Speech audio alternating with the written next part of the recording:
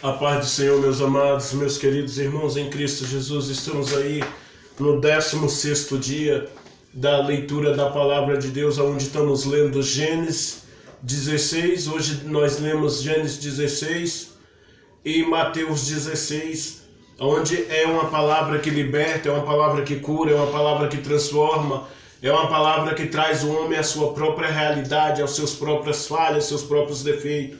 Essa palavra que faz o homem reconhecer seus erros, seus pecados, seus defeitos, é a mesma que cura, transforma e liberta.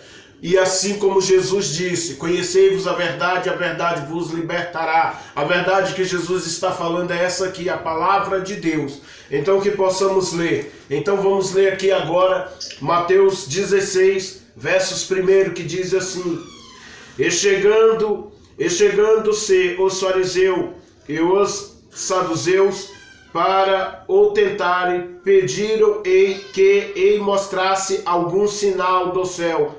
Mas ele respondendo disse-lhes: quando é chegada a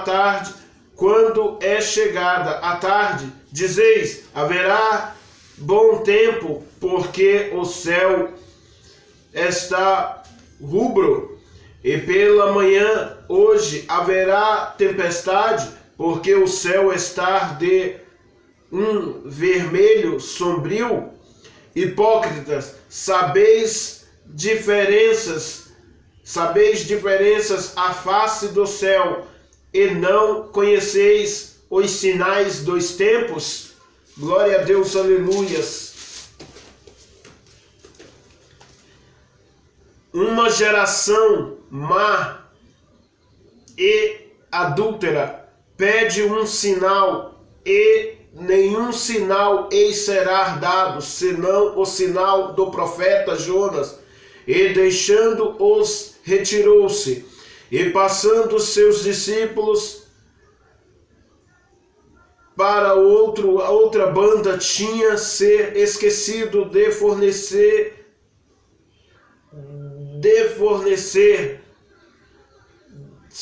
de pão. E Jesus disse: adverti e acautelai-vos do fermento dos fariseus e saduceus. E eles arrazoavam entre si, dizendo: e por que não nos fornecemos de pão?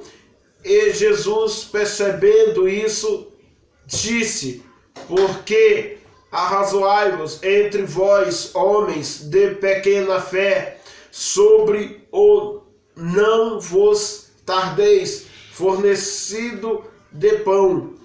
Não compreendeis ainda, nem vos lembrais dos 5 pães para 5.000 homens, e de 400 levantastes, nenhum dos 7 pães para 4.000, nem dos 7 pães para 4.000, e de quantos cestos levantastes?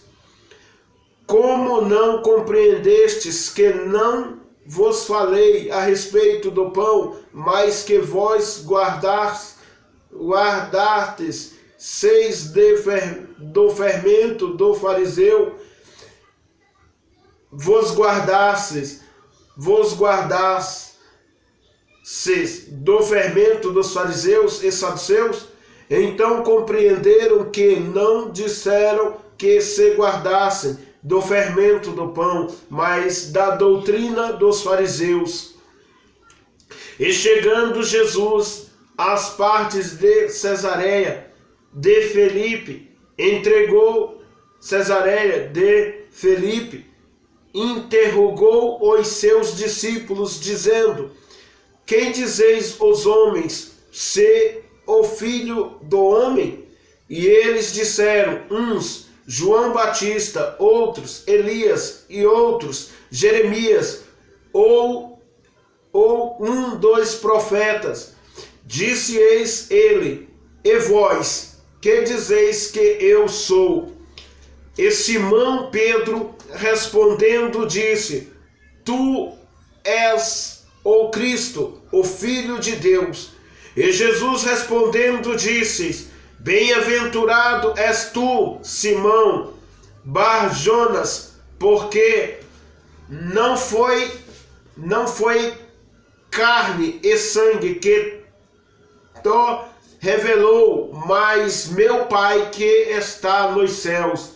Pois também eu digo que tu és Pedro, e sobre esta pedra edificarei a minha igreja, e as portas do inferno não prevalecerão contra ela. E eu te darei a chave dos céus, a chave do reino dos céus. E tudo o que ligarás na terra será ligado nos céus.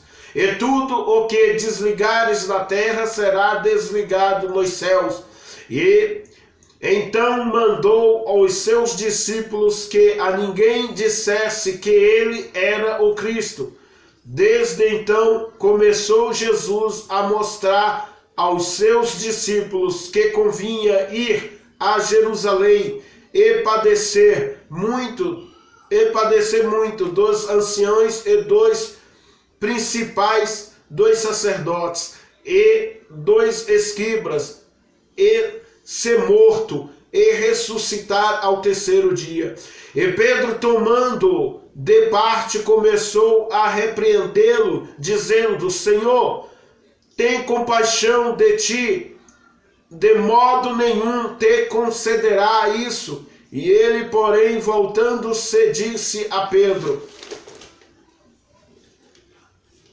Para trás de mim, Satanás, que me serves de escândalo, porque não compreendes as coisas que são de Deus, mas só as que são dos homens. Então disse Jesus aos seus discípulos: Se alguém quiser vir após mim, renuncie-se a si mesmo, tome sobre si a sua cruz e siga-me. Porque aquele que quiser salvar a sua vida, perdê-la,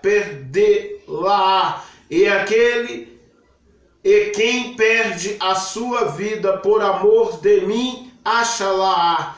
Pois que aproveite aos homens ganhar o mundo inteiro, se perder a sua alma.